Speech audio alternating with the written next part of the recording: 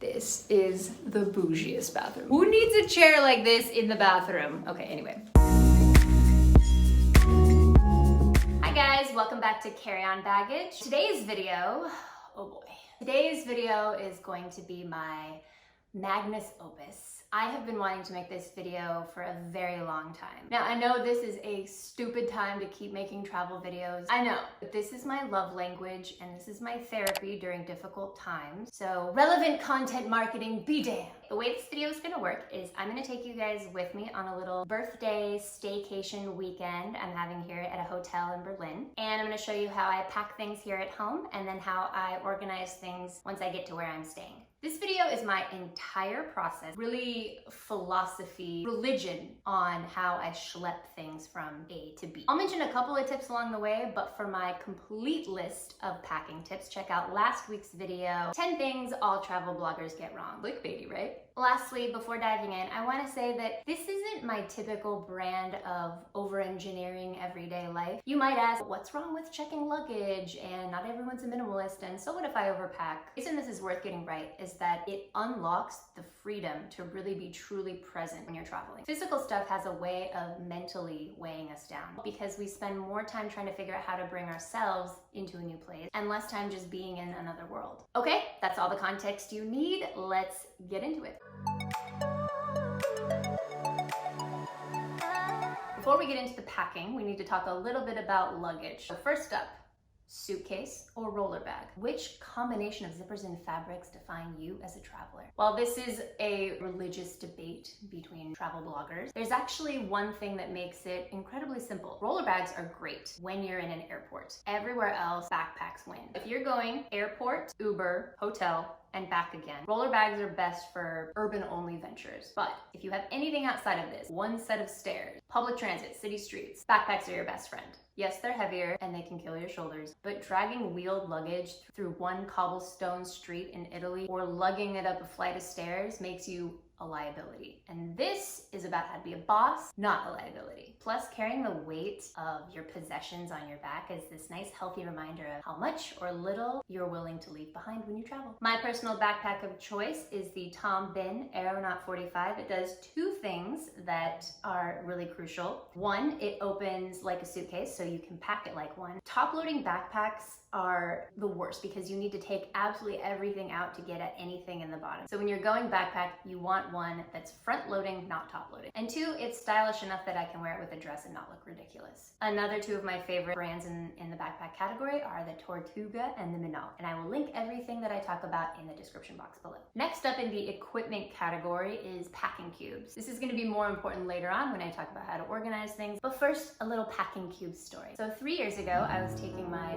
first vacation with my now husband Manuel, and I had packed up all of my packing cubes and set them at the end of my bed. And I come home from work and he had neatly stacked all of his packing cubes, which were identical to mine, and put them next to them. And that was the first time I thought, I'm going to marry this man. So long story short, packing cubes will get you a husband. I'm just kidding. They are a game changer though. Last up, the only other two pieces of luggage you will need. One is a tote bag. Just listen to me on this. Always bring a tote bag. I don't know what you're gonna need it for, but you will need it. Just bring a tote bag. And number two is your commute bag. This is your second bag of Kari's patented two-bag system, which I'll explain a little bit later. But it's basically any other bag that is not your backpack. So a laptop bag, for the ladies or anybody who rocks a handbag, I personally recommend any kind of crossbody leather bag with a zipper, and you'll see why in the next section. Okay, let's start packing. Step one, you want to identify any activities that you're going to be doing and grab your clothes and any gear you need for that. These could be things like birthday dinner or hiking day or beach trip, anything kind of out of the ordinary that you're going to need specific clothes for. Step two, think about the weather and what you're basically going to be doing most of the time. So are you going to Europe and it's winter and you're going to be walking around the city most days? Are you going to Tahiti and you're going to be spending most days on the beach? Or is it a conference in Houston where it's really hot and you're going to be going to a lot of work events? Get an idea of what your filler clothes should be. These are going to be pieces that you can mix and match to build outfits to cover everything outside of the activities. So now you start pulling things out of your closet, so let's get to it.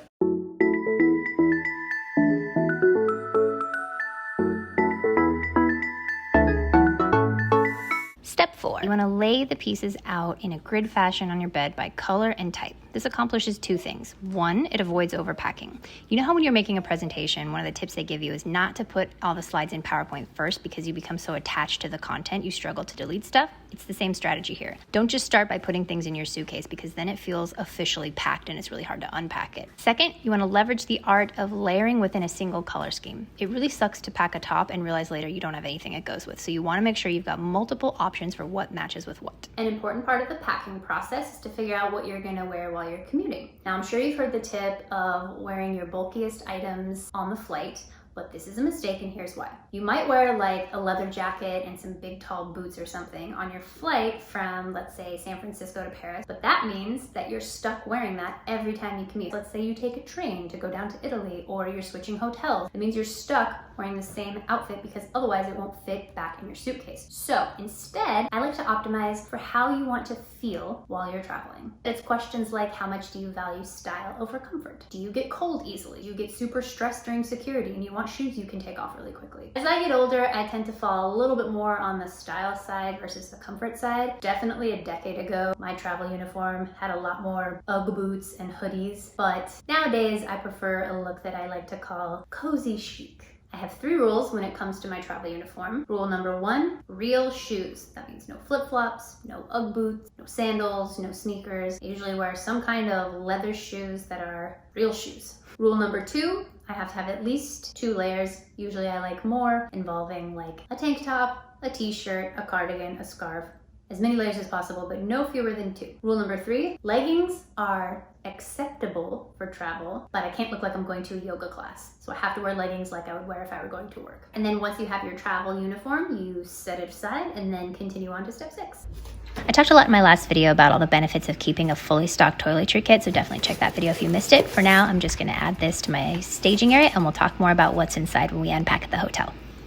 Step 7, pack your transit bag. This is gonna be your purse, your laptop bag, whatever is your secondary bag that you're gonna have during travel. For the most part, I would wait till the day of to pack all this stuff up, but for the sake of this video, let's go ahead and pack it up now.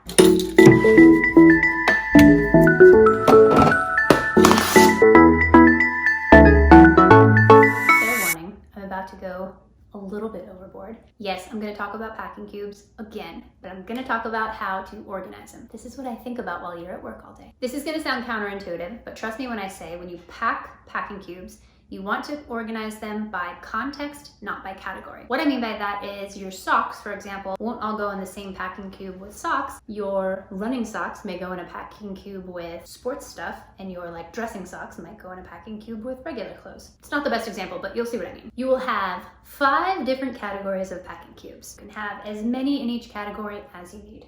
I'm just gonna show you one for the purpose of this tutorial. First up, we're gonna call your base layer packing cube.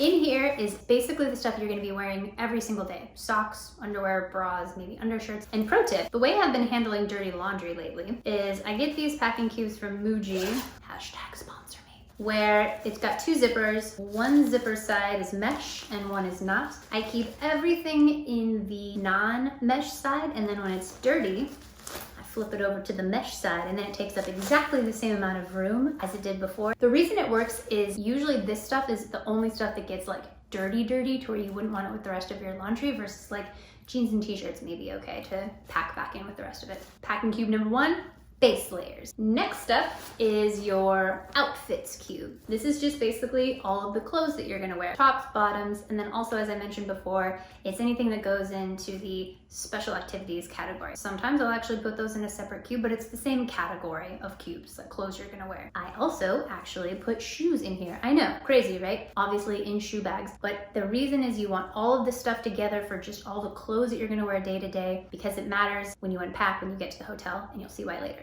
Next up is a nighttime cube. This is mainly 2 things. In here I have a packing cube within the packing cube. I know, this is everything that I need for nighttime in terms of like lotions and serums, my glasses, chapstick, face masks, anything I need at night. And then also on the other side is pajamas. So I keep everything that I need for bed in one packing cube that I have dubbed the nighttime packing cube. Next up, your toiletry kit.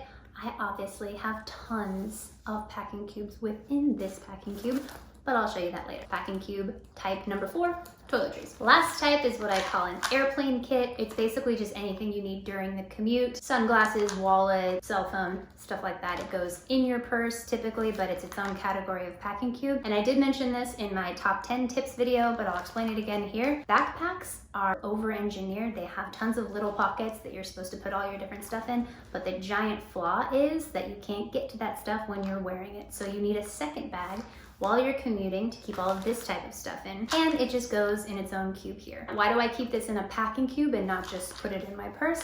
I will explain that in the next segment. Okay, so I'm gonna pack all this stuff up into my bag, and I will see you tomorrow when I head to the hotel. This is my typical travel uniform, something soft and cozy as a layer, flat shoes, backpack, and of course, second bag. All right, let's go.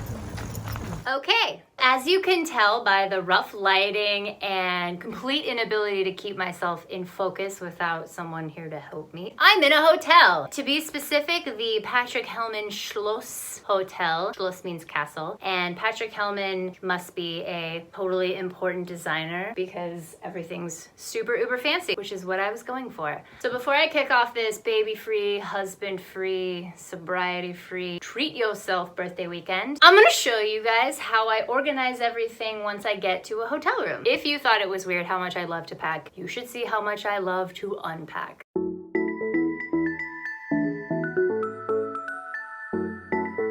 All right, so once you have everything out of your suitcase, your first step is to put your suitcase away. It's done its job, and so as Marie Kondo would say, you thank it for its service and you let it rest. Otherwise, it's too easy to just put stuff back into your suitcase and it makes you messy. Best places for that, you look in the closet, and if they don't have a shelf up top, you just toss it right on the bottom.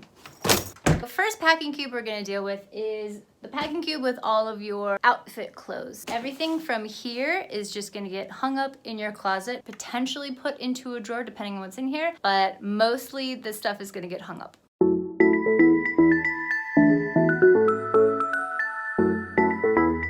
The main reason you want to hang your clothes, other than it makes you feel like an adult, is you want to be able to easily see what you have, because these are the clothes that you're going to be mainly choosing from when you're picking what to wear each day. And it's a lot easier when they're hanging than when they're in a packing cube.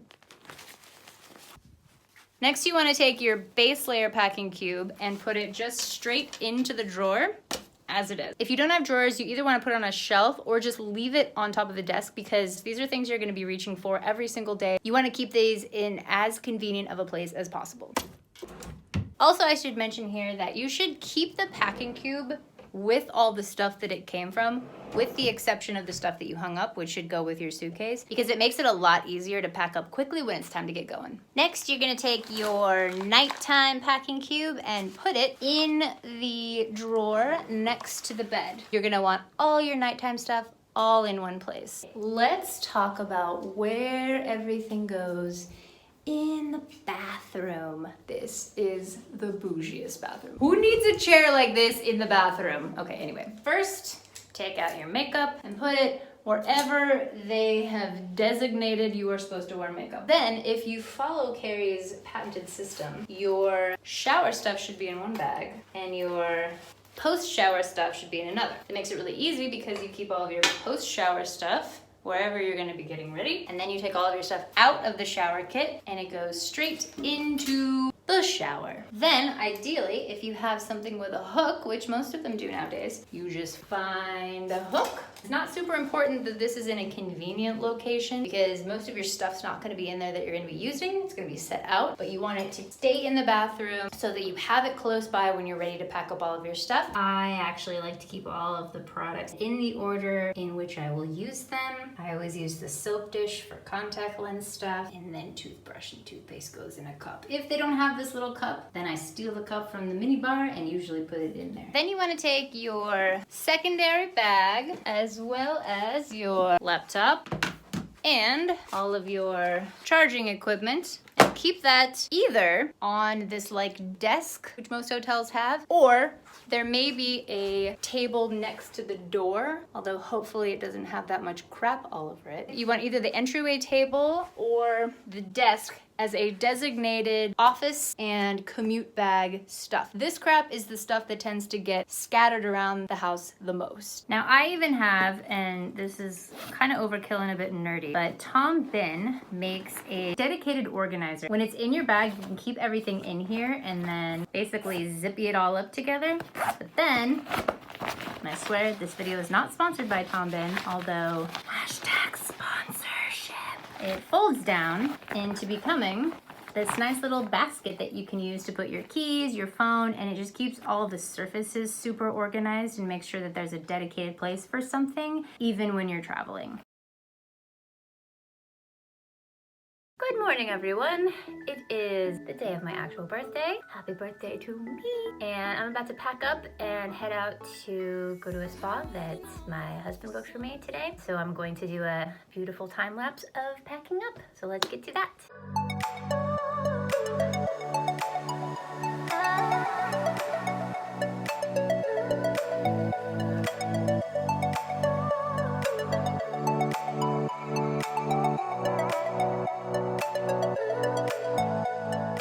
All right, 6.5 minutes and we are good to go. Thank you guys so much for watching. I put out new videos every Tuesday. If you like this, be sure to subscribe and I'll see you guys in my next video. Hoo-ah. Oh no! We had the door open the whole time. The whole shot is ruined. Okay, so, okay. Oh, okay. I love you. I'm having a hard time taking myself seriously with this ridiculous vase in the background. Seriously, the door is still not closed. Okay. Day, from which you will be choosing each day what to wear. Is that the right sentence? Look at my fancy camera equipment. It's an iPhone. Which each day you will be wearing. From which day of prepositions. Because this is the shit you're going to be looking at when you want to find an outfit. Okay, let's try the whole thing again.